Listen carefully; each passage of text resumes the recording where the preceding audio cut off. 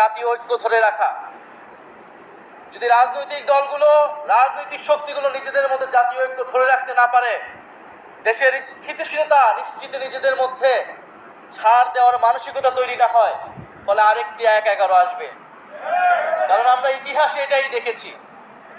আমরা মনে করি রাজনৈতিক সমস্যার সমাধান রাজনৈতিক দলগুলোকেই বসে করতে হবে এবং সেই সংস্কৃতি বাংলাদেশে কায়েম করতে হবে। যদি রাজনৈতিক দলগুলো ব্যর্থ হয়, লাভবান হবে ডিজিএফআই, লাভবান হবে অরাজনৈতিক শক্তি, লাভবান হবে বিভিন্ন বৈদেশিক শক্তি। আমরা গণ অভ্যুত্থানের ফলে যেই জাতীয় ঐক্যের স্বার্থে, বাংলাদেশের স্থিতিশীলতার স্বার্থে গত ১ বছর ধরে গণ অভ্যুত্থানের শক্তি, বৈষম্য বিরোধী শক্তি, জাতীয় নাগরিক পার্টি বারবার ছাড় দিয়ে গিয়েছে, কিন্তু ছাড় দিতে দিতে আমরা শেষ প্রান্তে এসেছি। আমরা এবার ছাড় দিব না। আমরা এবার আদায় করে নিব যে গণ অভ্যুত্থানের পরে নতুন বাংলাদেশের প্রতিশ্রুতি আমরা দিয়েছি, যে গণতন্ত্র প্রতিষ্ঠার, বৈষম্যহীন বাংলাদেশ প্রতিষ্ঠার প্রতিশ্রুতি দিয়েছি। অন্তর্বর্তী সরকার যেই প্রতিশ্রুতি দিয়ে, যেই শহীদের রক্তের উপর দিয়ে প্রতিষ্ঠিত হয়েছে, সেই প্রতিশ্রুতি আদায় না করে এই সরকার যেতে পারবে না। সেই প্রতিশ্রুতি বাস্তবায়ন না হওয়া পর্যন্ত কোনো রাজনৈতিক দল ক্ষমতায় আসতে পারবে না।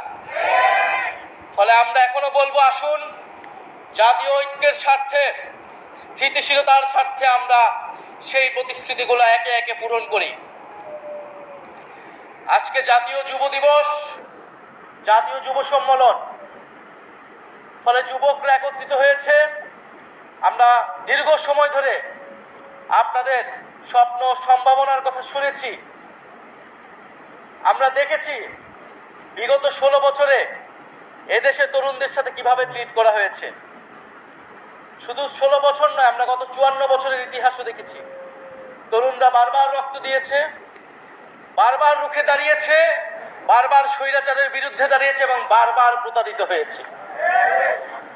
গত 16 বছর ধরে বারবার রাজনৈতিক দলগুলোর পক্ষ থেকে, ফ্যাসিবাদ বিরোধী দলগুলোর পক্ষ থেকে আহ্বান করা হয়েছিল, তরুণরা কেন রাজপথে নেমে আসছে না, ছাত্ররা কেন রাজপথে নেমে আসছে না, সমাজ নিয়ে ভাবে না।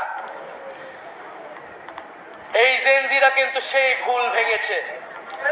তারা প্রমাণ করে দিয়েছে তারা রাষ্ট্র, সমাজ, দেশ নিয়ে ভাবে।